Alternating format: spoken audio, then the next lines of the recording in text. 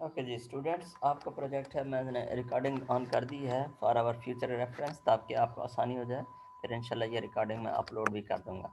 तो बेसिकली आपका प्रोजेक्ट है rule based knowledge editor. Right sir. और ये प्रोजेक्ट आपका जो है डायरेक्टली रिलेटेड है, जो कि मेरा पीएचडी का वर्क था। उसमें as one module, there were many other modules, as one module जो है वो मैंने इम्प्लीमेंट किया था डेस्कटॉप एप्लीकेशन के तौर पे। आपने उसी डेस्कटॉप एप्लीकेशन को एक लिहाज से ट्रांसलेट करना है into Android, react and iPhone environment. ठीक है। और क्योंकि डेस्कटॉप एप्लीकेशन में हमारे पास स्क्रीन साइज़ काफ़ी ज़्यादा होता है, और as compare to the mobile devices, तो उसमें हम एक ही फॉर्म में बहुत सारी चीज़ें हम दे सकते हैं। वही चीज़ें जब आप जो है इम्प्लीमेंट करेंगे ऑन फॉर मोबाइल डिवाइसेस, तो फिर आपको वो इंफॉर्मेशन थोड़ा स्प्लिट करनी होगी, और साथ में उसकी लॉजिकल नेविगेशन आपने जो है वो देनी होगी। ठीक है, इज़ इट अंडरस्टैंडेबल? अच्छा जी। जी तो सर। अब इसमें ये है कि ये थीसिस में से आपको बहुत सारी इंफॉर्मेशन जो है वो मिल सकती है। ठीक है, ये एक complete rule based expert system था। उसमें से आपने नॉलेज एडिटर का पोर्शन और इससे रिलेटेड जो चीज़ें हैं वो हमने जो है वो मैं आपको बता देता हूँ, वो आपने जो है वो पिक करनी है, वो आपने जो है वो समझनी है, उनको आपने फिर इम्प्लीमेंट करना है। पहला चैप्टर इंट्रोडक्शन का है। ये आप थोड़ा सा अगर आप इंट्रोडक्शन खुद ही रीड थ्रू कर लें तो कोई इशू नहीं है। इसमें स्पेशली ये जो रूल बेस्ड सिस्टम वाले पोर्शन है, इसको आप रीड कर लें। ठीक है। और ये मेडिकल बिलिंग डोमेन, इसको ज़रा आप थोड़ा सा गो थ्रू कर लें। ठीक है। उसके बाद जी सर। एक just to get the overview of this system, literature review को, इस पूरे चैप्टर को आप जो है इग्नोर कर सकते हैं। चैप्टर 2 को, लिटरेचर रिव्यू वाले चैप्टर को, इसको ज़्यादा स्टडी करने की, पढ़ने की ज़रूरत नहीं है। अहम जो चैप्टर है उसके बाद वो है चैप्टर 3, जिसमें पूरे सिस्टम का जो है एक ओवरऑल आर्किटेक्चर जो है वो दिया गया है। इसमें से कुछ पॉइंट्स जो है वो मैं आपको अभी एक्सप्लेन कर दूंगा। ठीक है। तो यहाँ पे इसमें जो है फिर इनकी डिटेल्स, इन सारे पॉइंट्स की डिटेल जो है वो आगे फिर हमारे पास आएगी। एक तो जैसे ये मेडिकल बिलिंग प्रोसेस है, वो रिमेनिंग चैप्टर्स में इनकी डिटेल्स आएगी। एक जैसे ये मेडिकल बिलिंग प्रोसेस है, बिकॉज द सिस्टम की जो एप्लीकेशन डोमेन है, टारगेट डोमेन है, वो मेडिकल बिलिंग एंड कोडिंग है। तो इसको जो है वो आपने थोड़ा सा अंडरस्टैंड करना है। ये अभी मैं थोड़ा सा एक्सप्लेन भी कर दूंगा कि जो आप सिस्टम बनाएंगे, जो आप नॉलेज एडिटर बनाएंगे, वो जो है वो किस उसमें काम आएगा। ठीक है।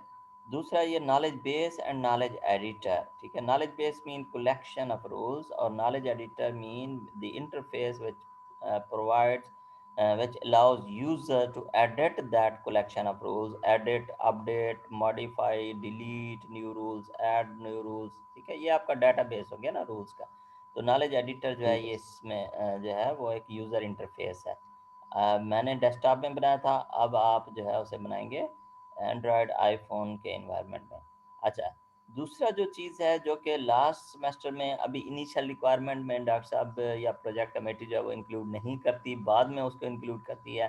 कि भाई ये जो आपने रूल्स बनाए हैं यूजिंग योर रूल एडिटर, तो ये जो है ये वर्केबल हैं, एग्जीक्यूटेबल हैं, यूज़ हो सकते हैं या नहीं हो सकते।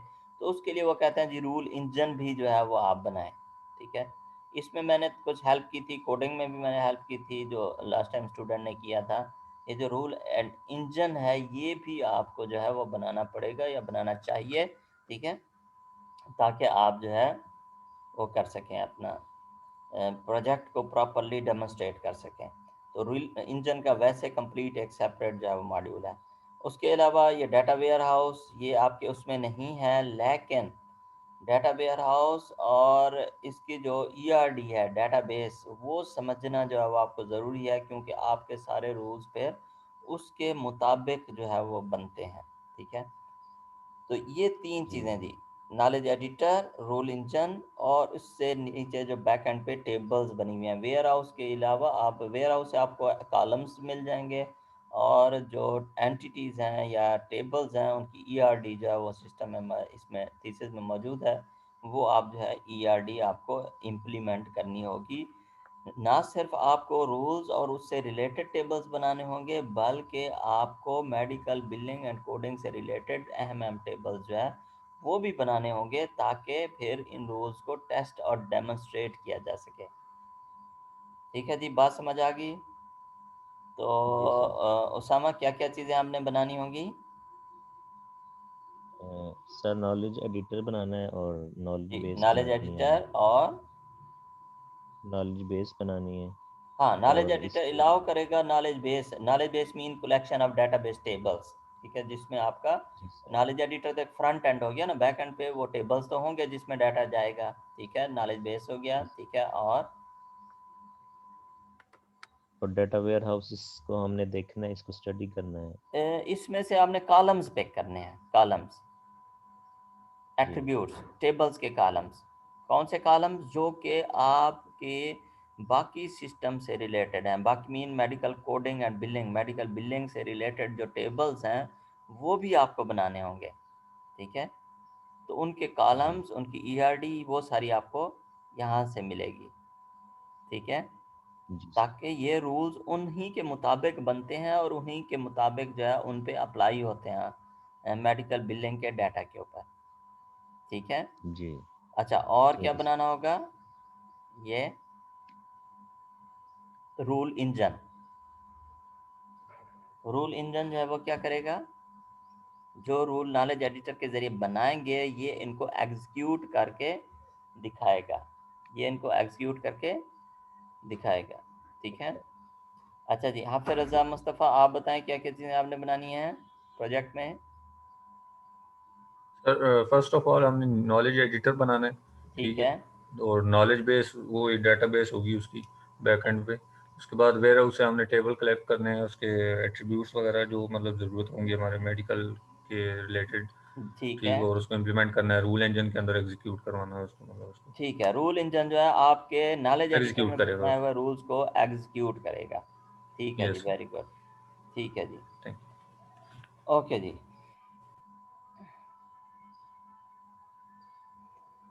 ओके जी, अभी हम चलते हैं,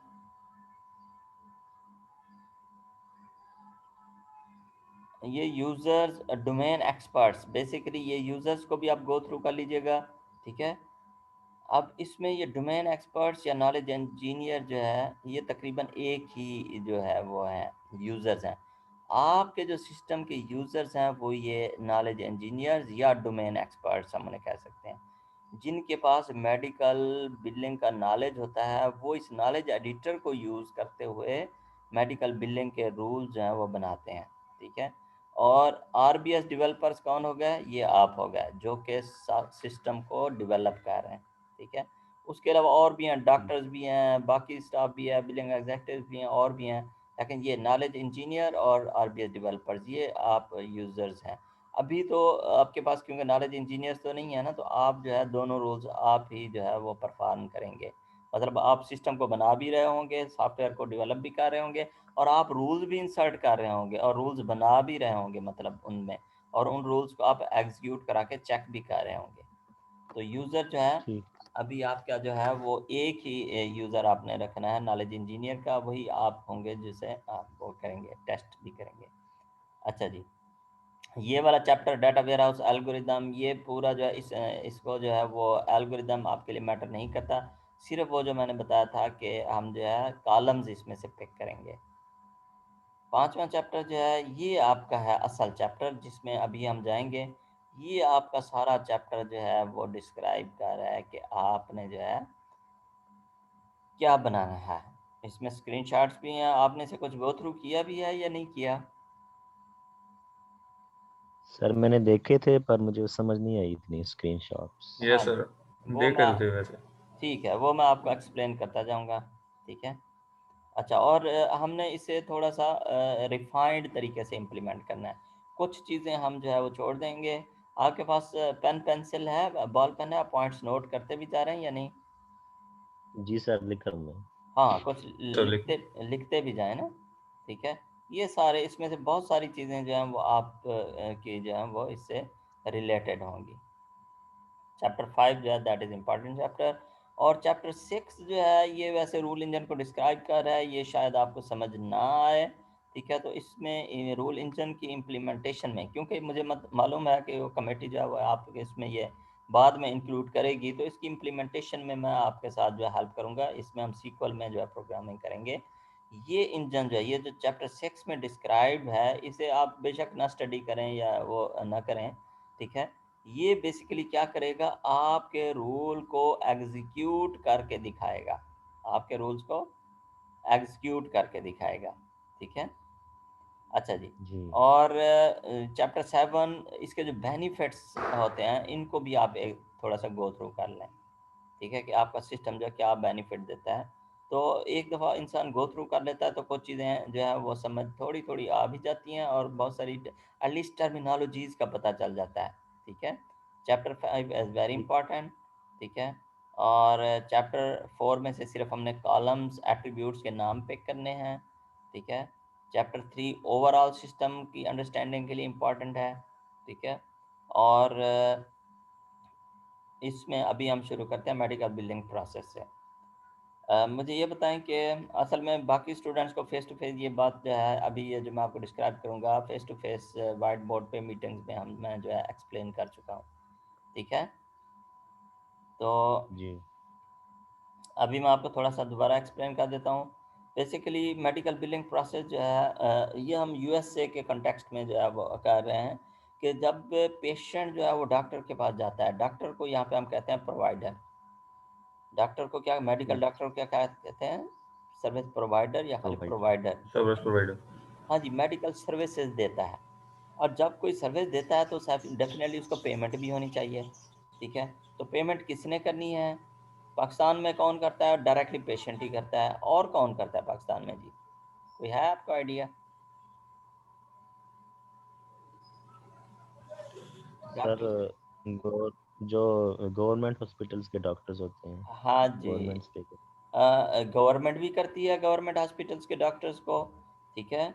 वो तो उनकी सैलरीज होती हैं, ठीक है। पेशेंट्स एक्चुअली पूरा पे नहीं कर रहे होते, वो 2-4 रुपए की पर्ची एक ले लेते हैं, 10 रुपए की शायद, 2 रुपए की, ठीक है। गवर्नमेंट भी पे करती है, और प्राइवेट ऑर्गेनाइजेशन जो हैं जो हेल्थ कवरेज देती हैं, खासतौर पे ये बड़े शहरों में, क्या ख्याल है, वो भी पे करती हैं ना? जी सर। Yes sir. हाँ जी, तो वो भी पे करती हैं। तो यहाँ पे तो पाकिस्तान में जो है 3 एंटिटीज़ जो हैं वो पे करती हैं, पेशेंट खुद, बाज़ औक़ात जो है, और बहुत ज़्यादा उसमें दूसरा गवर्नमेंट, और तीसरा प्राइवेट ऑर्गेनाइजेशंस अपने एम्प्लॉइज़ के लिए। तो यूएस में थोड़ा-सा निज़ाम जो है शायद इससे कुछ मिलता-जुलता होगा, लेकिन उसमें जो 4th एंटिटी इन्वॉल्व है दैट इज़ इंश्योरेंसेस। तो पेशेंट्स की पेमेंट जो यहाँ पे पाकिस्तान में बहुत ज़्यादा है डायरेक्टली, उसकी बजाय पेशेंट्स इंश्योरेंस को प्रीमियम पे करते हैं, ठीक है। उसकी इन्फॉर्मेशन जो है सिर्फ हमारे पास इतनी होती है कि ये पेशेंट जो है इस इंश्योरेंस के साथ जो है इनरोल्ड है। और गवर्नमेंट भी जो पे करती है, गवर्नमेंट ने भी अपनी इंश्योरेंसेस बनाई हुई हैं, ठीक है। मेडिकेयर और मेडिकेड हम उन्हें कहते हैं। तो गवर्नमेंट भी उन ही मेडिकेयर एंड मेडिकेड के ज़रिए जो है वो डॉक्टर्स को पेमेंट जो है वो करती हैं।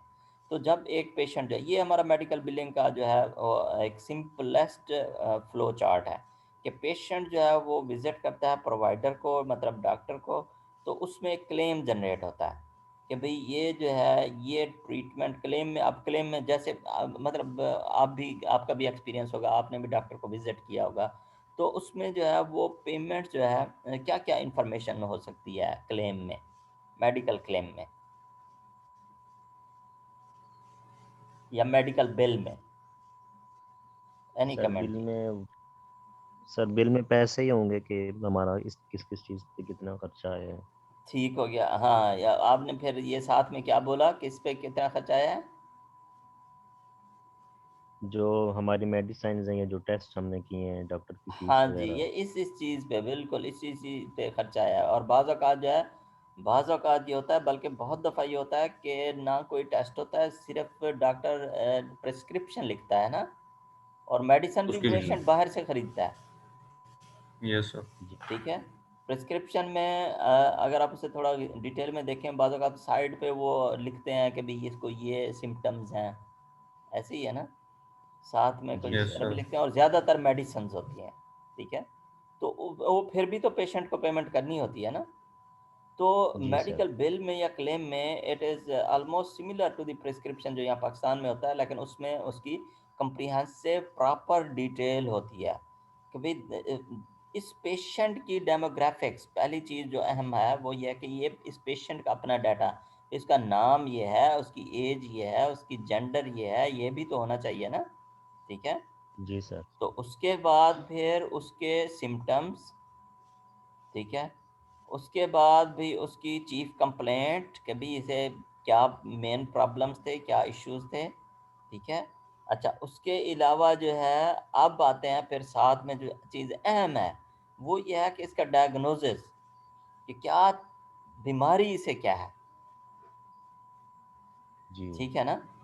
ये नहीं इंश्योरेंसेज में वहाँ यूएस में ये नहीं हो सकता कि आप जो है सारी सिर्फ ये दे दें कि भाई ये इसकी बिल बना है या ये पेमेंट नहीं, या ये हमने ट्रीटमेंट किया, नहीं, वो आपने ये ट्रीटमेंट क्यों किया है, डायग्नोसिस अहम है, ठीक है। डायग्नोसिस जी डायग्नोसिस अहम है। डायग्नोसिस से पता चलेगा कि क्या ट्रीटमेंट एलिजिबल, मतलब सूटेबल ट्रीटमेंट है। ये नहीं कि आप जो है उसे सारे ट्रीटमेंट देते रहें और उसकी वो बीमारी हो ही ना, ठीक है। तो डायग्नोसिस जी अहम है, पहली चीज़, अहम चीज़, ठीक है। बाकी पेशेंट की demographics, symptoms, complaints, history, habits, वो सारी इंफॉर्मेशन भी होगी, लेकिन डायग्नोसिस जो है वो अहम है। और उसके बाद आता है आपका ट्रीटमेंट। ट्रीटमेंट को हम क्या कहते हैं, प्रोसीजर या current procedure terminology, CPT. Treatment को क्या कहते हैं, प्रोसीजर या सीपीटी। सीपीटी। हाँ जी, ये टर्मिनोलॉजी आपने जो है ये ज़रा जहन में रखनी है। तो जो हम कहते हैं ना कि ये जाएगा क्लेम रिलेटेड डाटा जाएगा, उसमें सबसे अहम जो चीज़ है वो है डायग्नोसिस, ठीक है। इसे डीएक्स कोड भी कहते हैं या इंटरनेशनल क्लासिफिकेशन ऑफ डिजीज़ भी कहते हैं, ठीक है। जी सर। और ये अब क्लेम के डाटा में ये अहम चीज़ें हैं, ठीक है। और उसके अलावा जाएगा CPT. CPT mean current procedure terminology या ट्रीटमेंट या प्रोसीजर या जो भी, इवन डॉक्टर ने 15-20 मिनट भी लगाया ना तो उसका भी हम कोड जनरेट करेंगे, ठीक है। अच्छा, ये सारी इंफॉर्मेशन जब जाती है डायरेक्टली और इनडायरेक्टली, डॉक्टर खुद भी इंश्योरेंस को भेज सकता है या मेडिकल बिलिंग कंपनी के ज़रिए भी भेज सकता है, क्लियरिंग हाउस के ज़रिए भी भेज सकता है। यहाँ पे भी 2-3 एंटिटीज़ कंपनीज इन्वॉल्व हो जाती हैं। तो ये इंफॉर्मेशन जो जाती है, याद रखें जी, ये ऐसा नहीं हो सकता कि आप इसे इंग्लिश में पैराग्राफ्स में भेज दें, ठीक है। तो ये जाती है in the form of codes to be more precise and to be more accurate, इसलिए यहाँ पे डायग्नोसिस कोड लिखा है, ठीक है। ये नहीं लिखेंगे जी पेशेंट को जो है डायरिया है, या पेशेंट को जो है ये मलेरिया है, पेशेंट को जो है ये डेंगू हो गया है, या पेशेंट को, नहीं नहीं नहीं नहीं, ठीक है। इंग्लिश या इस तरह के नहीं, डिजीज के नाम डॉक्टर ने तो डेफिनेटली मेडिकल में सारे इंग्लिश में ही होते हैं ना, या पुरानी जो रोमन लैटिन वगैरह होती है, जो भी उनकी लैंग्वेज होती है, वो टर्मिनोलॉजी ज़्यादा यूज़ होती हैं, ठीक है। लेकिन अब क्योंकि ये सारा काम आगे ऑटोमेटेड सॉफ्टवेयर ने परफॉर्म करना होता है, ठीक है, इंश्योरेंसेज में, तो एक्यूरेटली डिस्क्राइब करने के लिए the whole process, the complete process is defined, ठीक है, इज इम्प्लीमेंटेड यूजिंग कोड्स, ठीक है। मतलब डॉक्टर वो कोई भी काम होगा ना, वो उसका कोई ना कोई कोड जो है वो लगाएंगे, ठीक है। एक कान को चेक किया जी डॉक्टर ने तो वो कोड लगाएगा, और साथ में मॉडिफायर भी लगाएगा जी, लेफ्ट वाले कान को देखा है, राइट वाले को देखा है, या दोनों को देखा है, ठीक है। तो हर चीज़ का जो है कोड होगा। तो इस कोडिंग का नॉलेज जो है जी ये अहम है इस सारे प्रोसेस के लिए, ठीक है। एज ए डेवलपर हमें इतना ज़रूरी नहीं होता, हम तो डायरेक्ट जो है सिस्टम को इम्प्लीमेंट करना शुरू कर देते हैं, लेकिन अगर हम सिस्टम को बेहतर बनाना चाहेंगे तो ये फिर कोड्स, क्योंकि हमारे रूल्स में ये कोड्स ही होंगे, हमारे रूल्स में क्या होगा, कोड्स। ये कोड्स ही होंगे, ठीक है।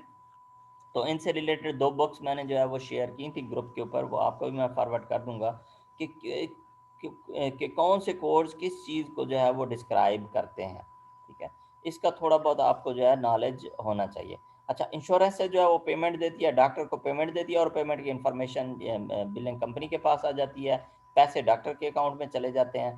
तो फिर जो है बिलिंग कंपनी जो है वो अपना अपना कमीशन भी उसमें लेती है, और अगर कोई पेमेंट में अमाउंट रह गई हो तो वो फिर पेशेंट को जो है वो भेज दी जाती है कि भाई ये अमाउंट जो है ये इंश्योरेंस ने अप्रूव तो की है लेकिन पे नहीं की, ये आपकी रिस्पॉन्सिबिलिटी है, ठीक है। तो और अगर कोई इन्फॉर्मेशन मिसिंग होती है क्लेम सेंड करने से पहले, तो ये एक लूप बाजों का चलता है कि भाई ये इन्फॉर्मेशन जो है ये मिसिंग है, ये इन्फॉर्मेशन मिसिंग है, पूरा क्लेम में जो है ये कोड्स पूरे नहीं है, या ये चीज़ें जो है ये मिसिंग है, तो ये जो है ये बिलिंग कंपनी जो है ये बार बार मांगती है। अच्छा, अब होता ये है, अहम बात इसमें समझने की यह है कि बाज़ औक़ात क्लेम जो है वो चला जाता है जिसमें डायग्नोसिस कोड्स होते हैं, सीपीटीज़ होते हैं, क्लेम नोट्स भी हो सकते हैं और भी इन्फॉर्मेशन हो सकती है, ठीक है। ये जब इंश्योरेंस को चला जाता है तो इंश्योरेंस कहती है कि भी ये जो है ये एंट्री गलत है, यहाँ पे ज़िप कोड जो है ये 8 डिजिट का होना चाहिए था, ये 4 डिजिट का जो है ये है। ये पेशेंट की जो है ये कोड जो है 2 कोड्स आपस में गलत लगे हुए हैं, ये दोनों कोड्स इकट्ठे नहीं हो सकते। ये वाला कोड जो है ये एज के लिहाज से मैच नहीं कर रहा है, ये वाला कोड जेंडर से लिहाज से मैच नहीं कर रहा। तो अभी ज़रा आप देखें कि अहम बात ये है कि क्लेम्स आपके इंश्योरेंस के पास चला गया विद इनएक्यूरेट, इनकम्प्लीट और इनवैलिड इंफॉर्मेशन, और क्लेम ने रिजेक्ट कर दिया यहाँ पे, सॉरी इंश्योरेंस ने रिजेक्ट कर दिया। क्लेम वापस आया, फिर बिलिंग कंपनी ने वापस प्रोवाइडर से कहा भी ये इन्फॉर्मेशन जो है इसकी गलत है, इसे करेक्ट करके भेज दें। कुछ इन्फॉर्मेशन अगर खुद से करेक्ट करने वाली हुई वो तो खुद ये कर लेंगे, लेकिन अगर डॉक्टर ने करेक्ट करनी है, कोड को चेंज करना है, तो कोड खुद से चेंज नहीं कर सकते, कोई दूसरा कोड लगाना है तो वो डॉक्टर के पास जाएंगे। अच्छा, अब ये प्रोसेस के इंश्योरेंस के पास जाए, इंश्योरेंस 10-15 दिन लगा दे और फिर वापस आए, ये बहुत ही नामुनासिब बात है। तो हमारा जो सिस्टम आरबीएस का सिस्टम है जिसमें नॉलेज एडिटर भी है और इन्फ्रेंस इंजन भी है, 2 मॉड्यूल जिन पे आप काम करेंगे, उसका पर्पज़ यही है कि जितनी भी ये इनकंसिस्टेंसीज हैं, डाटा वैलिडेशन के चेक्स हैं, वो सारे इधर ही जो है वो इम्प्लीमेंट कर दिया जाए, इस लेवल पे जो है वो इम्प्लीमेंट कर दिए जाए, ठीक है, यहाँ पे इम्प्लीमेंट कर जी दिए जाए और ज़्यादा दिन ना वेस्ट हों। कौन से डायग्नोसिस मैच नहीं हो रहा है, कौन से डायग्नोसिस और सीपीटी जो है आपस में जो है वो कन्फ्लिक्ट कर रहे हैं, मुनासिब नहीं है, कौन से जो है वो जेंडर के साथ में मिसमैच कर रहे हैं। तो इसलिए ये हमारा सारा सिस्टम यहाँ पे जो है वो काम करता है बेसिकली, और वो जो है प्रोवाइडर को बताता है भी ये इन्फॉर्मेशन ठीक नहीं है, ये इन्फॉर्मेशन ठीक नहीं है। अब ये काम अगर बिलिंग एग्जेक्टिव्स करें तो फिर जो है उनके लिए, या ह्यूमन बीइंग करें तो वो उनके पास इतना नॉलेज नहीं होता और वो कंपनी छोड़ के भी चले जा सकते हैं, ठीक है। तो इसलिए सारा नॉलेज जो है उस सिस्टम में जब इनकोड हो जाता है तो हमारा सिस्टम जो है जब डाटा क्लेम्स का डाटा जब इंश्योरेंस के पास जाता है तो वो नीट एंड क्लीन डाटा होता है जी, ठीक है। तो बेसिकली आपके रूल्स का काम है यही data validation checks, knowledge consistency checks. आपके रूल में क्या चीज़ इम्प्लीमेंटेड होगी, क्या चीज़ कोडेड होगी, आपके रूल क्या होंगे, बेसिकली क्या होंगे जी हाफिज सर, रजा? जो claim mean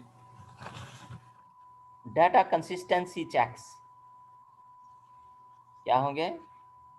data consistency check. हाँ, डाटा वैलिडेशन चेक्स, ये चेक्स होंगे बेसिकली कि भाई ये चीज़ें ठीक हैं या नहीं है क्लेम की, ठीक है ना, जी कि सर। ये चीज़ें और ठीक वो हैं। हमने और वो हमने कंपनी मतलब बिलिंग कंपनी क्लियरिंग हाउस उस पे मतलब चेक कर लेना हमने खुद से, उधर ही आपका ताकि सिस्टम इंश्योरेंस मतलब इम्प्लीमेंटेड है, सही बिल्कुल। आप यूँ समझे आप बिलिंग कंपनी में बैठे हुए हैं मेरी तरह से, मैंने ये सारा काम बिलिंग कंपनी सही में बैठ के किया था, ठीक है।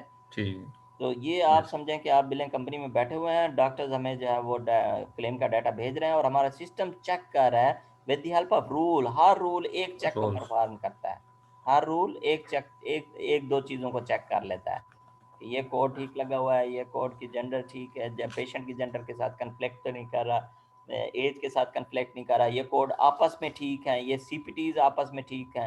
मतलब ये there are thousands of checks. अभी जो तकरीबन जो है 2500 के चेक सिस्टम अभी भी ये चल रहा है उस कंपनी में, और वहाँ पे तकरीबन मैंने जब छोड़ा था 800 चेक्स उस वक्त हमने इम्प्लीमेंट किए थे, या 800 रूल्स इम्प्लीमेंटेड थे।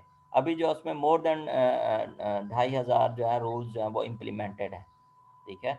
हज़ारों जो है रूल्स हैं, और प्रॉब्लम यह है कि कोडिंग का नॉलेज चेंज होता जाता है, नए कोड्स आते जाते हैं, पुराने कोड्स ऑब्सोलीट होते जाते हैं। और प्रॉब्लम यह है कि डॉक्टर्स के पास तो मेडिकल का नॉलेज होता है ना, उनके पास कोडिंग का नॉलेज नहीं होता। तो इसलिए ये एक जी प्रोफेशन है यूएस में कि बहुत कोडर जो है, प्रोफेशनल कोडर, सीनियर लेवल के कोडर जो है हॉस्पिटल्स में भी और प्रैक्टिसेस या क्लिनिक्स में भी जो है वो उनकी जॉब्स होती हैं, वो जो है कोडिंग करते हैं, वो सारा प्रोसेस को देखते हैं और पेशेंट्स डॉक्टर जो भी चीज़ें लिख के देता है फिर उसे जो है वो कोड्स की फॉर्म में ट्रांसलेट करते हैं। और फिर जब डॉक्टर थोड़ा सा इस प्रैक्टिस में यूज्ड हो जाते हैं तो फिर डॉक्टर्स भी कुछ कोड्स को जो है वो सिलेक्ट करना शुरू हो जाते हैं, लेकिन उसमें भी डॉक्टर्स को गाइड करने की ज़रूरत होती है कि भाई ये कोड जो है आपने इम्प्लीमेंट करने हैं, ये कोड जो है ये मेडिकल बिलिंग कंपनी डॉक्टर को गाइड करती है कि भाई आपने ये कोड सही नहीं है, ये कोड आपका सही आप लगा दें, तो खुद से नहीं लगा सकती, याद रखें अथॉरिटी डॉक्टर के पास ही है। ठीक है, तो ये सारा चेक्स कौन परफॉर्म करेंगे? आपके बिलिंग रूल, आपके रूल्स। सही ठीक है, और एक रूल जो है नॉर्मली एक चेक परफॉर्म करने के लिए, एक रूल जो है वो नॉर्मली एक चेक परफॉर्म करने के लिए। ठीक है, तो ये जो है ये जी आपको थोड़ा सा इसका आइडिया हो गया। ठीक है, अच्छा जी, अब चलते हैं आगे, चलते हैं।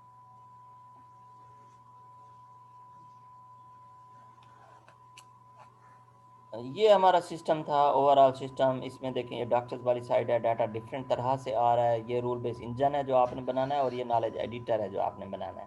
ठीक है, ये आपने नहीं बनाना। माइनिंग एल्गोरिथम नॉलेज बेस में सारे रूल्स जो हैं ये आपके जा रहे हैं।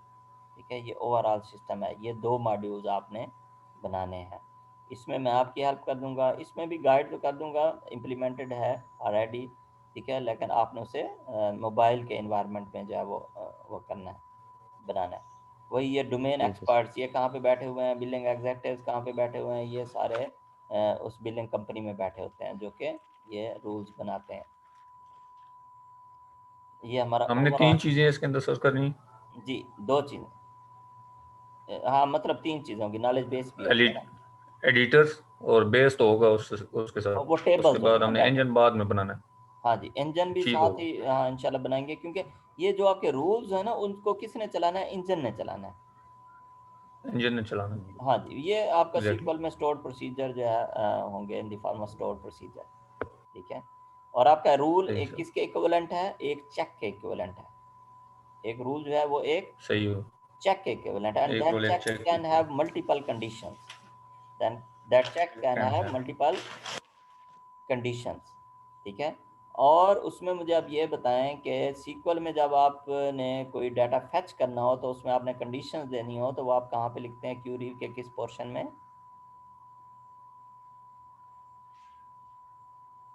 सॉरी सर, आपने कोई कंडीशन लगानी हो सीक्वल में तो आप कैसे लगाते हैं क्यूरीज में, डाटाबेस में? वेयर क्लास में ना? पर मैं वेयर की यस हाँ, सर, वेयर की क्लास में आप जितनी मर्जी कंडीशंस दे दें, वहीं पे यस लगाते हैं ना कंडीशंस। बिल्कुल। जी सर। तो बस ये भी आपका एक रूल जो है, basically it is where class of a SQL query. तो आपका नॉलेज एडिटर ये थोड़ा सा अभी इसका इंटरव्यू हो गया। अब ये देखें सीक्वल क्यूरी जो है, ठीक है, तो सीक्वल क्यूरी की फॉर्म में होगा वेयर क्लास की फॉर्म में। ठीक है, और रूल इंजन जो है उस सीक्वल क्यूरी को जो है वो, ये देखें यहाँ पे ये बात हो रही है वही वेयर क्लास की। तो आपका नॉलेज एडिटर क्या जनरेट करेगा? SQL query. Basically knowledge editor क्या करेगा? Sequel generate Curie. सीक्वल की। हाँ जी, सीक्वल क्यूरी करेगा, और उसमें क्यूरी के अंदर जो है वेयर क्लास में वो चेक इम्प्लीमेंटेड होगा कि जिसमें आपने 2 डेट्स को कंपेयर करना है, या पेशेंट की जेंडर को चेक करना है, या कोड को प्रोसीजर कोड को चेक करना है। 2 कोड जो है, डायग्नोसिस कोड और प्रोसीजर कोड, ये हम बार बार यूज करेंगे ये टर्मिनोलॉजी। ठीक है, अच्छा जी आगे चलते हैं। यस सर, यहाँ तक थोड़ा क्लियर हो गया? Yes sir. जी सर। अच्छा जी, अब ये है वो आपका वो जो मैं कह रहा था, वेयर हाउस डिज़ाइन, जिसमें से आपने कॉलम्स पिक करने हैं। अच्छा, पेशेंट से रिलेटेड देखें कॉलम्स कौन से हमने यहाँ पे डाले हुए हैं? Patient ID, patient last name, address.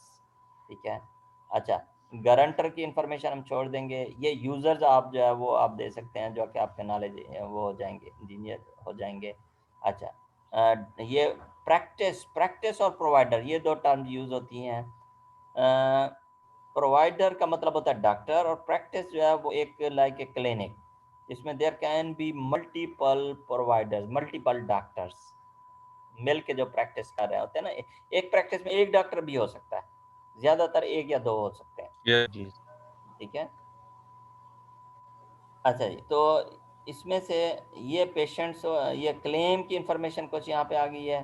ठीक है, कि किस प्रोवाइडर ने ये जनरेट किया है, कौन सी प्रैक्टिस क्या है, क्लेम की आईडी हमने असाइन कर दी, ठीक है, डेट ऑफ सर्विस क्या है, ठीक है, और इसके अंदर कौन से जो है वो हैं डायग्नोसिस कोड्स कौन से हैं, प्रोसीजर कोड्स कौन से हैं, ठीक है, और डेट ऑफ सर्विस क्या है, बिल डेट क्या है, ठीक है।